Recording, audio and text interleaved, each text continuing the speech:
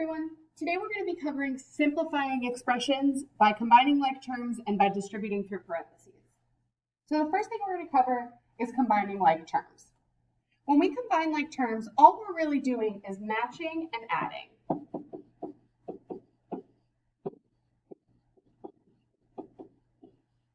Okay, so the first part of that is to determine which terms have matching variables.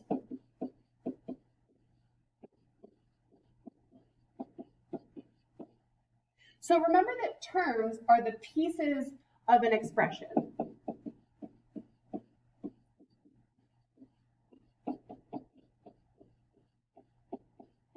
So in example number 1, I have 7m, that is a term. I have plus 5m, that is a term. And I have negative 6, that's a term. In number 2, I've got 7p, negative 9p, and positive 5. Each of those is a term. So my first task is to figure out which terms have matching variables. In order for terms to have matching variables, they have to have the same letter or the same variables, variable or variables, and the same exponents. Okay, so for example, if I have something like 2x and 3x, they have the same letter. Each of those variables does not have an exponent. There's no little number up here. So those do match. But if I'm looking at something like 3y and 6y squared, those ones are not going to match. They do have the same variable, but those variables do not have the same exponents. Those two are not matching. Okay. So let's take a look at number 1. First thing I want to do is find terms that match. Well, I've got 7m that has a variable of m and no exponent, and I've got positive 5m that has a variable of m and no exponent. Those are the same, so they're matching. Make sure when you're parsing out your terms that you're including the symbol also. Okay, we want to make sure all of our symbols are accounted for. That'll help us keep our numbers straight. So in this case, I have 7m and plus 5m, or positive 5m. Now, once I've matched those exponents together, those terms together, I am going to add the coefficients. Now, remember that coefficients are the big numbers in your term, or the numbers in the front.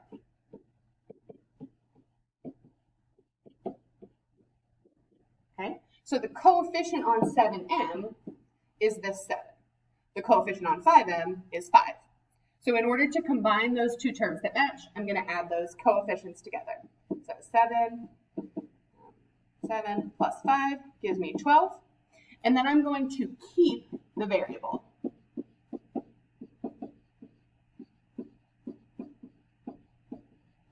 I don't do anything to the variable. I don't add any numbers. I don't change the variable in any way. I have m here and m here. N is just going to come down. Add the coefficients, leave the variable exactly the way it is. And then I'm going to repeat this until I can't anymore. Okay. In this case, I do have a negative 6, but that negative 6 doesn't match with anything. I don't have any other regular numbers there. So that's just going to come down, making my simplified expression 12m minus 6. Let's take a look at number 2. I want to find terms that match. So I've got 7p and I've got negative 9p. Both of them have p's as their variable. Neither of them have an exponent. Those two are going to match. So I'm going to add their coefficients. 7 plus, this is important to recognize that this is a negative 9. Okay, that's why we want to make sure we include the symbols in between so that we're not losing out on those negative numbers. So this is 7 plus negative 9, which gives me negative 2. And the p stays exactly the same. I would repeat this, except that 5 does not have anything else that matches, so it just comes down. And I end up with negative 2p plus 5. Let's look at a couple that are more complicated. Number 3, I've got 4x squared plus 3x minus 2x. So I need to find terms that match. 4x squared and 3x do not match, okay? 4x squared has this exponent of 2, 3x does not have an exponent, so those cannot match. But my 3x and my negative 2x do match. They both have x's, neither of those x's have exponents, so these are the same. Just like I did with my negative 6 and with my 5, my 4x squared can't match with anything, so it's just going to come straight down.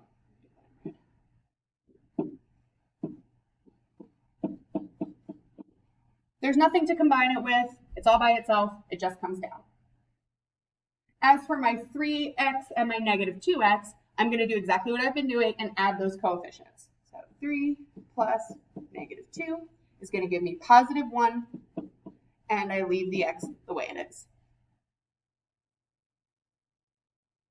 You can leave it just like this, but normally we don't see 1x.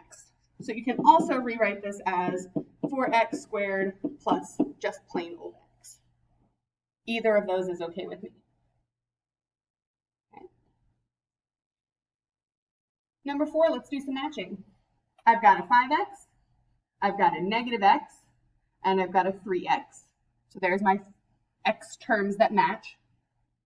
So my coefficient here is 5, plus, what's my coefficient on this middle one? Well, normally when I don't have a number in front of a variable, the coefficient is assumed to be 1. But in this case, it's not just 1. That minus sign out here tells us that it should be a negative 1. So this is going to be 5 plus negative 1 plus 3. When I add those together, 5 plus negative 1 plus 3 is 7x. Remember that the variable stays the same. And now I'm going to repeat this. I also have y's. I have a 7y and I have a 2y. So again, I'm going to add my coefficients. 7 plus 2 gives me 9. The y stays the same. Now make sure that you are including a symbol in the middle of those two terms. I cannot just write 7x and 9y. So if your 9 is positive, it's going to be a plus sign in here. If you somehow get a negative number up here like negative 6, it's going to be a minus sign. Okay, so what I'd like you to do now is pause the video. I want you to try 5, 6, 7, and 8 on your own. Show your work on your notebook paper, and then come back here, enter your answers, and check your answers against my answers.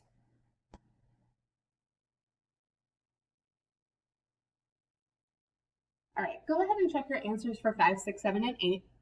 5 and 6 are pretty straightforward. Remember with 6, this 2n does not match with the n squareds. It doesn't have that little 2 in the exponent, so it does not match with those. It just comes down by itself. Okay. Same thing with 7. A squared b looks kind of funky, but it does match between these two. So all I have to do is add their exponents and keep the a squared b the way that it is. With number 8, we got 1x squared. But remember that typically we don't write the 1 if 1 is a coefficient on a variable. So we can also write that as just x squared, and then the rest stays the same. So one of the ways that we'll see these types of questions is in a geometry problem. So let's take a look at number 9. Number 9 says, calculate the perimeter of the figure. Well, remember when we're working with perimeter, that really just means add all the sides together.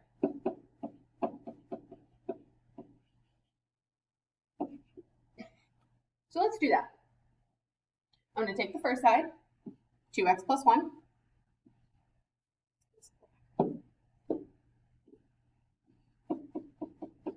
I'm going to add my bottom side, 3x. And I'm going to add my third side. Well, now I've got 2x plus 1 plus 3x plus x. This looks a lot like the questions we just tried. So I'm going to follow the same process. I'm going to figure out what matches, add their exponents together. So 2x matches with positive 3x, matches with just 1x. Remember, there's an assumed 1 here as the coefficient. So I'm going to add their coefficients together. 2 plus 3 plus 1 gives me 6x. This 1 over here doesn't match with anything, so it just comes down. So the perimeter of my figure can be expressed as 6x plus 1. I don't know what x is. 6x and 1 can't be combined, so this is as simple as I can make this problem. Go ahead and try number 10. Add all your sides together and simplify. Copy it on your paper, show your work, come back here to compare your answers with mine. All right, so you should have gotten 4a plus 4ab plus 16. My a's from my negative 1a and my 5a match, so I'm going to add those together to get my 4a. Plus 4ab does not match with just a. They have to have the exact same letters. So 4ab just comes down, and then 17 plus negative 1 gives me my 16. So we're going to switch gears a little bit and talk about the distributive property. So distributive property essentially says this. If I have a number outside of a parentheses, so a plus or multiplied by b plus c.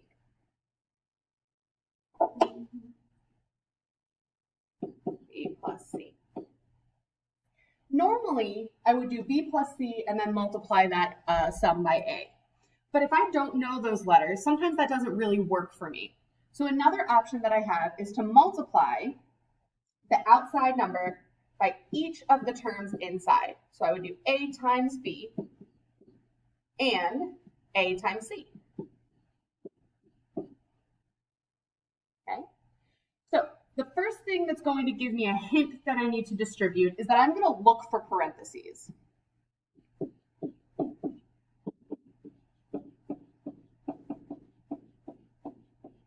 Remember, they look like that.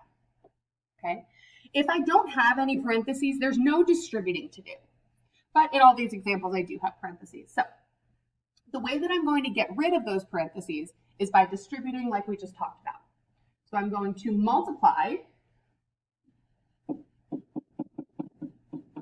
the outside number by each term on the inside. Okay, so I'm going to do 2 times x, and I'm going to do 2 times positive 5. Take that outside number and multiply it by each term inside. In order to multiply, I am going to multiply the numbers in front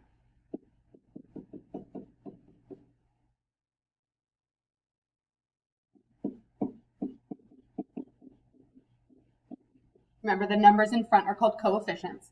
And again, I'm going to keep the variables. So for 2 times x, my coefficient on x is technically 1. So 2 times 1 is 2, and x stays the same. 2 times 5 is 10. I don't have any variables, so I don't have to bring anything down. And that 10 is positive, so it's going to be a plus sign in the middle. 2x plus 10 is as simple as I can make that. Okay? Like I said, normally I would do x plus 1. I would add these two that are inside first. Then I would multiply that sum by the number outside. Like I said, unfortunately, x plus 1 cannot be simplified. So I have to use distribution instead. So let's try this one. I'm going to do the outside number times each term on the inside. So it's negative 3 times x and negative 3 times 1. Okay. Negative 3 times x is really negative 3 times 1x. So negative 3 times 1 is negative 3, and x just comes down. Negative 3 times 1 is negative 3. Because that 3 is negative, there's a minus sign in the middle.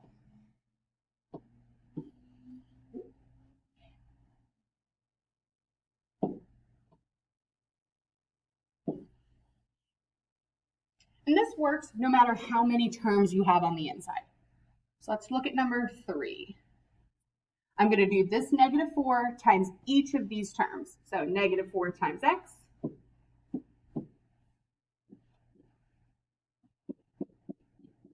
I'm going to do negative 4 times, now be careful here because this is a negative 2. Okay, just like we talked about before, that minus sign sticks with the 2 and makes it negative. So negative 4 times negative 2 and negative 4 times 5y.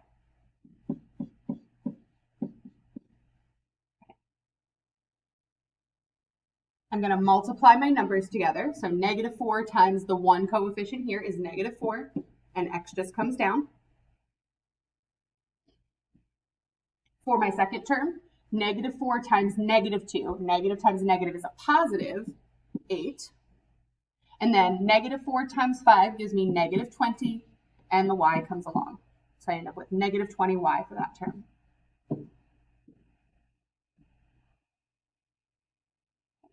I want you to practice distributing by doing 4, 5, and 6 on your own paper. Pause the video now, work them out, and then come back and check your answers against mine. All right, you should have gotten negative 18n plus 72, negative 6x minus 8, and 2x minus 2y plus 16. Be especially careful with number 6. We know that this coefficient on the x is 1, but remember that the coefficient on the y is actually a negative 1, because it's that negative y there in the middle. So 2 times negative 1 gives me this negative 2 here, and the y just comes along. The last thing we're going to talk about is what we need to do when both of these things have to happen. How does it work when I have both parentheses that tell me I need to distribute and like terms that I need to combine? So the first thing I want to do is I want to get rid of those parentheses. I want to distribute so that my parentheses can go away. Remember, I do that by multiplying the outside number by each term inside.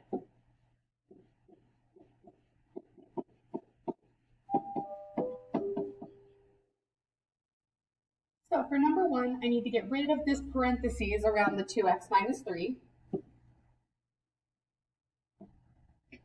And I'm going to do that by distributing this 8 out front to each of these terms inside.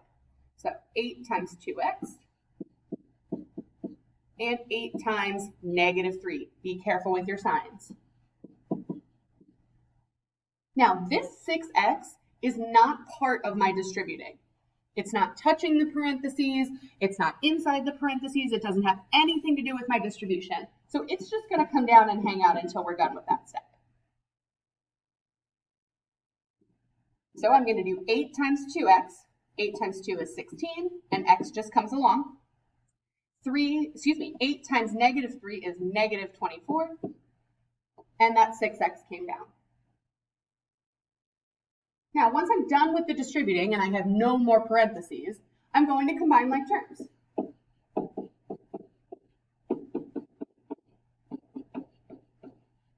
So I'm going to do that matching and adding that we just practiced.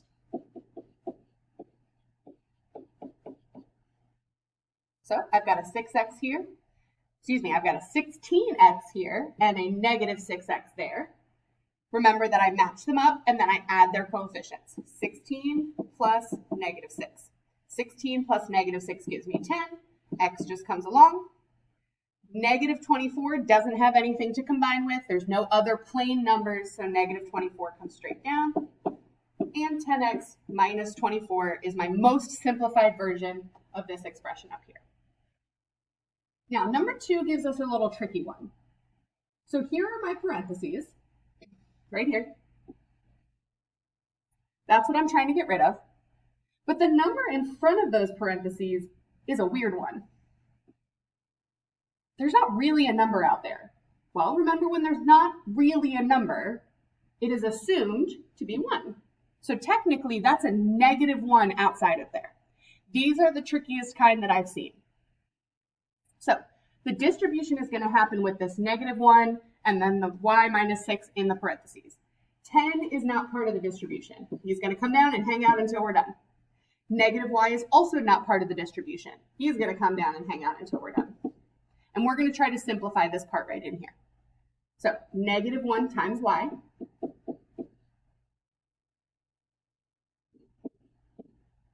And negative 1 times negative 6. Negative 1 times y gives me negative 1y. Negative 1 times negative 6 gives me positive 6. Make sure you're being careful with your signs. And now my parentheses have disappeared. I can move on to my combining like terms step. So usually I do the variables first. So I'm going to do negative 1y minus y. Remember, this y also has a negative 1 in the front. So negative 1 plus negative 1 gives me negative 2, and y comes along. 10 plus 6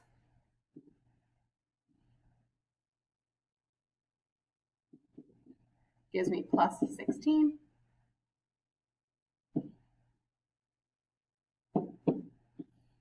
Can't simplify that anymore, so that's my final answer. This process is the same no matter how many sets of parentheses I have. I still need to get rid of all the parentheses, but I can do this multiple times over. So the first set of parentheses I have in number 3 is this 8 with the 4w and the negative 7. The second set of parentheses I have is this negative 2w plus 1. Okay. Remember that my 6 is not part of this, so he's just going to come down and hang out until we're done getting rid of the parentheses. So first I'm going to work on this first set of parentheses, the one that I highlighted in blue. So 8 times 4w and 8 times negative 7.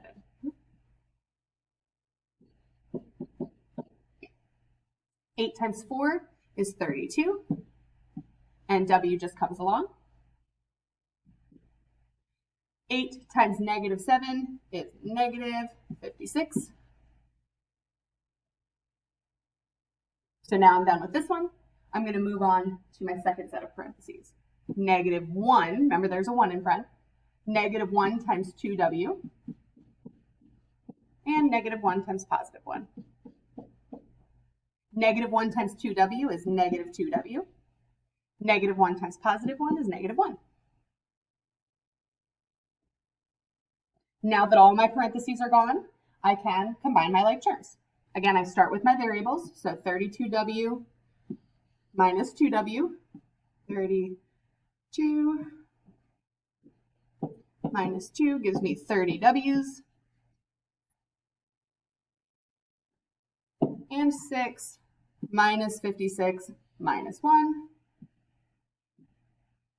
6 plus negative 56 plus negative 1. 6 plus negative 56 plus negative 1 is negative 51. I can't combine this anymore, so I am all done here. On your paper, copy 4, 5, and 6. Work these out. Come back to give me your answers and check your answers against mine. All right, take a look at the answers for 4, 5, and 6.